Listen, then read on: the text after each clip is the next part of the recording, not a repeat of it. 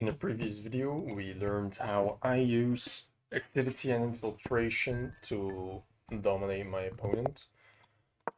You just should put your pieces actively, and after you put your pieces actively, you should try to use your activity advantage to get your pieces on the other side of the board. And if you do so, you will gain a lot of activity, which you can use again for more infiltration. If you like practical tips like this, subscribe. This is kind of the opening that I played against my opponent a couple of days ago in the Underbar tournament, except he put his bishop like this.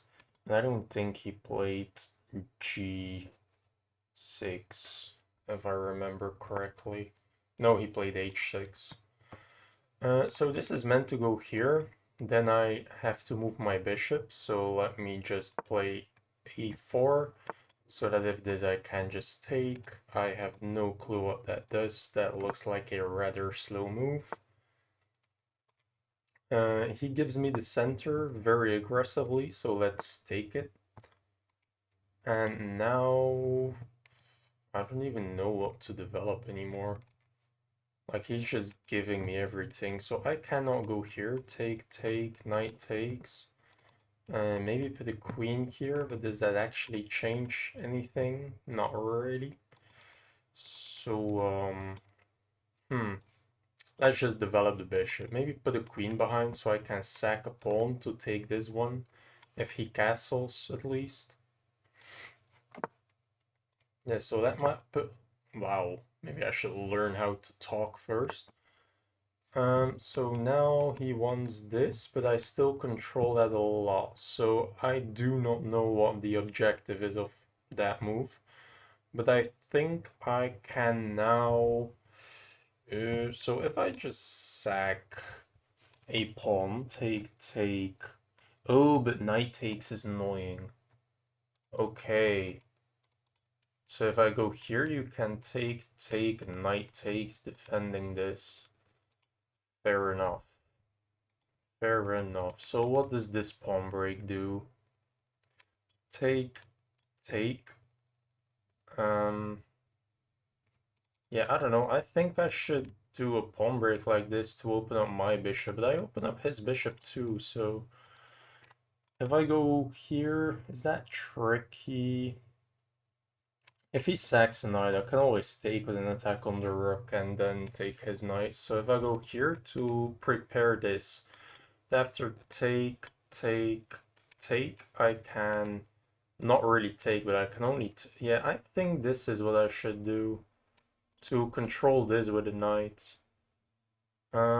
Maybe this was also viable, but I went for the risky way. So I want to sack a pawn to open up my rook and my bishop. But the problem is, if he takes with this bishop, I cannot gain this back. And now you are attacking. And oh, this is the point. Okay, fair enough, fair enough. Yeah. So I unfortunately didn't think about it, and now I have to go back, which is quite dumb. Yeah, so I probably wasted a couple of moves, but now his knight is on the edge and my bishop is as strong, so I think he gained a little advantage because of my mistake, but he instantly gave it away. Like, now your knight is quite dumb. Wow. That's aggressive. Can I not just take and sack my bishop? So if I sack my bishop, this is hanging, and then that will be hanging.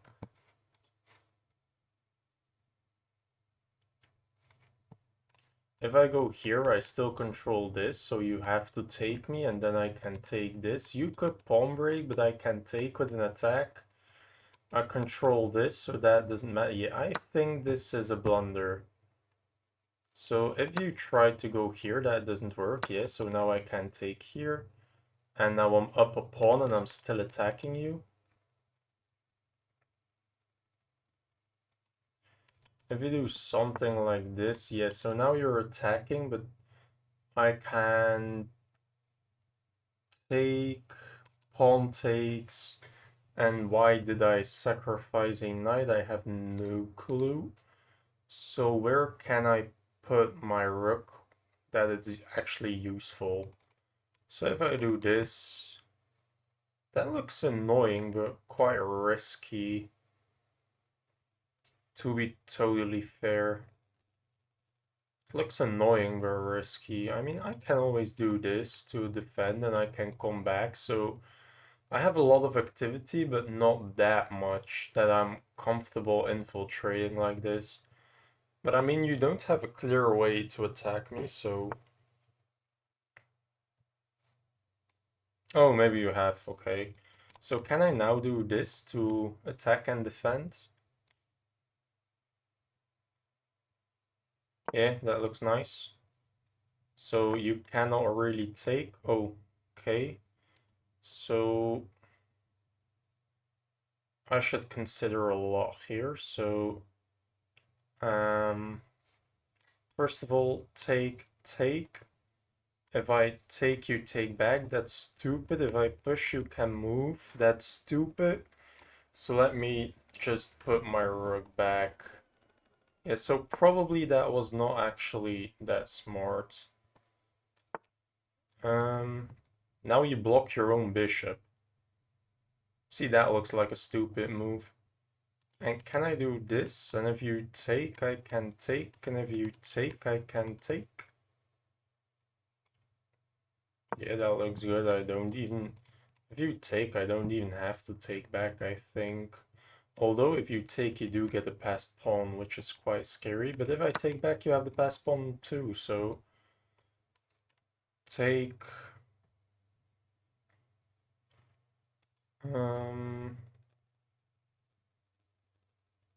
Take. I don't know. I think this is stronger. If you take, I can take back with the knight. Okay. So let me take. And rotate my pieces, I guess. So now I don't really have too much activity, but I can just infiltrate and I should be fine. And it's all about activity and infiltration. Like if I can infiltrate,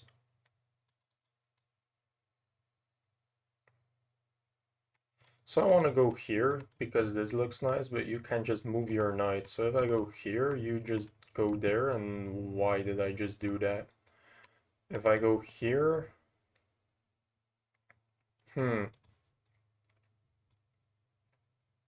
do I just make this pawn break? Yeah, I think that works. You can always ask for a queen trade. That's quite annoying. I mean, if you move the knight, I would be scared that I have this check if your queen moves.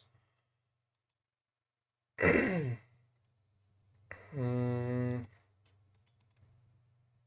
mean, I have to infiltrate, right?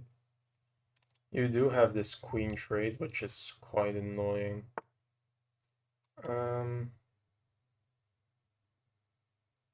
So you just let me take this? Why am I playing this fast, by the way? I have no clue why that is a tendency that I have. So I can check, view height, I can check.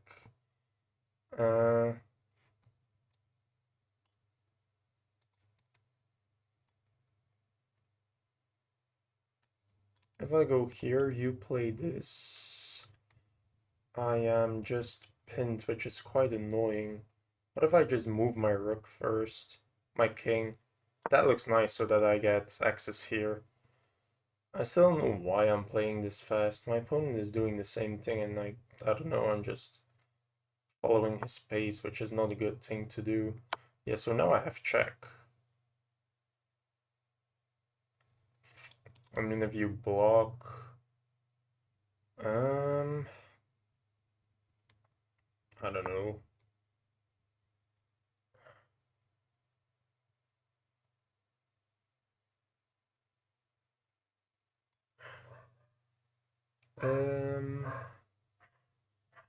Yeah, I don't know, let's just attack the pawn. And we will see you. You might have a strat. If I move, okay, you don't hear my dog. She's barking constantly. If I move my queen, you can do this, and this is actually a checkmate threat. Oh, but your knight is pinned, so I get an extra move. Okay, so this is posing a checkmate threat if you are not pinned. After this, I can just take.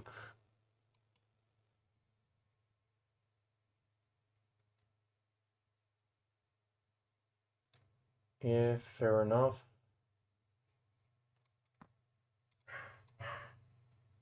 And now I can attack your bishop. Your knight will be unpinned, but you don't have the mating threat yet. So this looks nice. Now I'm threatening this, I'm threatening this. And I still have nice pressure. You can't even move your bishop, so you have to move the knight, and then I can move anywhere with a double check. So, yeah, I think I did a good job infiltrating, and I probably got my fast episode. I think maybe he finds a defense, I don't know. But I mean, if the queen moves, I can get in with a check, which looks tricky as well. You should cover that infiltration, probably.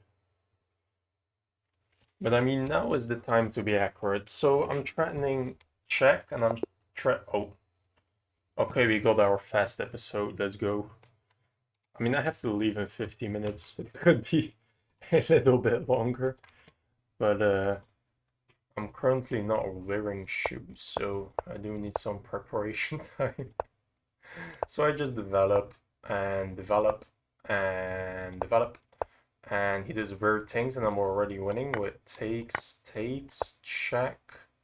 You just move, and your queen is trapped. Let's go. And if you go here, I royal fork you. Let's go. I didn't see that at all. That's cool. His opening is so bad that I... Wait, where was it? Hello? Oh, here. Okay. Take, check. So you cannot go here. You have to go there. And then I have maiden 1. Wow. I mean, that's disgusting. Imagine I ask for a fast episode and this is how it ends. I just instantly trap a queen. I mean, so the key takeaway from this is that if you developed your bishop and your knight, and your opponent is not really doing much, always look for the sacrifice. The sacrifice works more than you think, and it's worth calculating. I mean, my opponent has to voluntarily trap his own queen, get forked, or get mated. That's a disgusting thing for move 7. That's disgusting. Okay, so look more for the sacrifice is the first takeaway from this. Then, yeah, I just defend for nothing. I castle, take the center. I can make a pawn break right now. I mean, I just developed. I kept developing. And now I need this pawn break. Yeah, this was dumb. This was quite dumb. Oh, this was not the best response. You could go here, take, knight takes, and now I have to defend this. You can take. Knight here, I can rotate my bishop to sacrifice probably. And now you have to make this weird pawn break. You have to make this weird pawn break. I can just rotate my knight. Why would I ever take this? Because it's free, but I have tripled pawns. Okay, so you have to sack the full house so that I have 6 very weak pawns. Fair enough, that's a cool sight. I have never seen a board like that. So, fair enough, didn't see that. And yeah, just had to obviously go back. But now he pacified his own knight. So, why is it 1.6, 1.7, no 6? We're stopping at 6. We are stopping at 6, but there are 3 moves that are 7, 7, and 8. He's saying the best move. Oh, it's his turn. Okay, my bad. I thought it was my turn. Okay, so I will shut up and so why is it 1.6? His knight is worth 3 points. This is actually worth 3 points. What is it doing? So can go there, it can go back, but it just came from there, so that's just wasting 2 moves for absolutely nothing. And it can go here and it cannot go here. And it is not serving a purpose at all. So this knight is probably worth like 1 point. And if anything, what is this bishop worth? Well, it's controlling the center. It's stopped by these pawns, but it's stopping these types of advancements because it will weaken the diagonal, which my bishop would be stronger. And also, now it's controlling this, making this knight horrible. So my bishop is worth a lot. First of all, this is quite nice. This is quite nice. That is quite nice. And also it's just stopping this knight. So this knight is useless because of my bishop. So my bishop is worth a lot because it's worth the activation of this knight. If this knight were to jump here, it could at least trade himself off for I waste a move and I take. Which means I just wasted a move and my bishop vanished for a knight. Which means that this knight would be worth like 3.5, let's say 4 points, if it just could go here. Which means that my bishop is worth 4 points now because it's stopping the knights and doing nice things. So this bishop is probably worth 4.5, if not 5. This rook is quite bad. This rook can activate in the future. This is quite a nice alignment. This knight is pretty dead, but controlling the center. This knight is pretty dead, but controlling the center. So all of my pieces are pretty nice or mediocre, but they have a future at least. So he makes a pawn break. I just take and take to stop the complication, and here I find a tactic that doesn't really work. I should have gone for this. If you take, and let's say take, I have take, and I'm totally winning. You have to ask for a trade. I can just deny. King isn't safe, pawns are dumb. This pin is now active, so I have a infiltration path. And my queen is active, so I can infiltrate with the knight as well. You have to do this absurd move. Now I can take this pawn. Now I can trade and take, and you just have to sacrifice 2 pawns, and I cannot tell you why. And after you sacrifice a knight to get a knight back, so that you have sacrificed another pawn, you can sack the bishop, but I can trade queens, after which you have to move and you just totally sacked your bishop for a pawn so that you could trade rooks, which is in my favor because I'm up a literal piece and 2 pawns. This engine line is dumb. Like, I don't... If the engine were to do those things at all times, I am quite confident that I would be better than the engine. I have no clue. By the way, if you made it 20 minutes in the video, thanks a lot. This is like an Easter egg for all the people that are still here. You could have chosen for like a big channel with a lot of viewers and subscribers, but you chose to risk it and invest your time in me, so thank you very much. And if you like content like this, consider subscribing. So, this happened, right? Yeah, so takes, no, this didn't happen. Oh no, it was the pawn break that I was looking at. So I just see a free pawn. Apparently I just have to pawn break and I'm totally crushing, but take, I have a free knight. Apparently he had a better move with this. I have to move. Now you don't take my bishop, so I have to defend my bishop, take. And now you can come in. Fair enough. Take, move. I think my bishop is worth more than a pawn. What is this? Oh no, it's defended. What am I smoking? Um, so yeah, I don't know. That looks like a pretty, very good line for me still. So take. I have a free knight. I don't know what that is. Infiltrating was the best move, and after a queen there, I'll just keep infiltrating, obviously. Oh, why did I not think about that? I tunnel visioned on this rook will be nice here, but I mean, if it's better there, why tunnel vision on it? Oh, that's so stupid. I mean, yeah, that's quite dumb.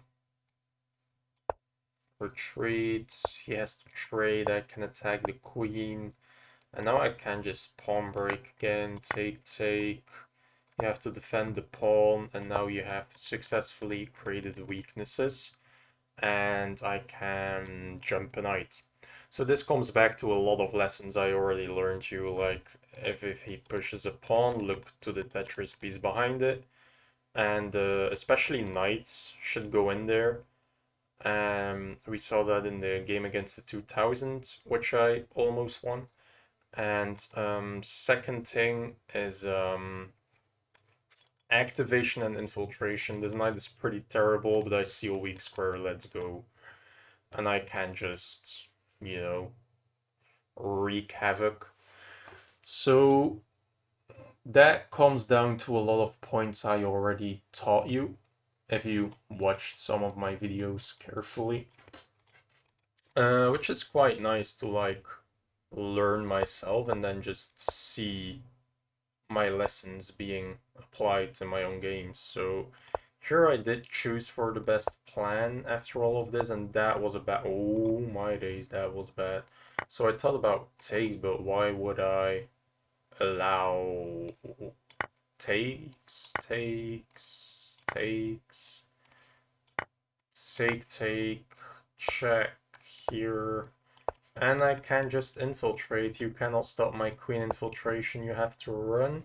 And apparently I can make a pawn break with this pin. If you go here, I can just take, and attack another pin. It's not really pins. Take, and I just completely ignore your threat. Okay, so you have to run. I can take this, and now I'm in a quite weird position, but my queen infiltrates, which is quite deadly, obviously. Especially a queen. If a queen can infiltrate, it's most of the time GG. You really have to try and stop my queen from infiltrating, but I mean, if you make your defenses this week, and after takes and takes, I thought let him take so you can run towards the center. The engine likes this line more, but now your king is cut off. So after takes, first of all, I can push a past pawn, which is that nice? Can you not just stop it? Oh, I have this again. And then you attack, take, and now I have connected past pawns. Yeah, that looks deadly. And this is still a threat, so you have to waste a move defending that. I can attack your rook, it goes to the side. And now I can start infiltrating again. So you have to just sack a bishop to win a pawn, obviously.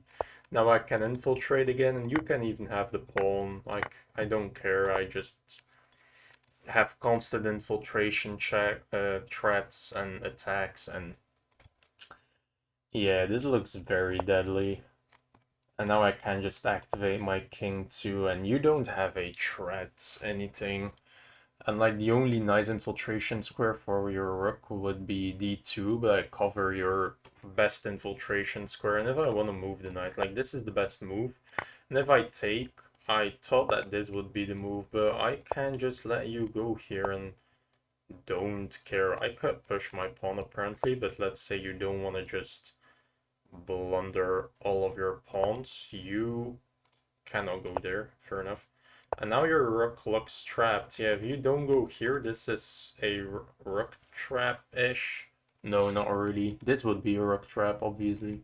So now you have to go away instantly to try and attack this, which you can't even. Like, it's so nice how my bishops and my bishop, my knight, and my rook are so active, and you just cannot move. Like everywhere you go, I cover your infiltration, and that's because of activity. Like, go actively, try to infiltrate, and because of your activity, you will stop the infiltration by accident. And you'll play so much better just by accident. You don't even have to know what you're doing. You will just by accident play so much better.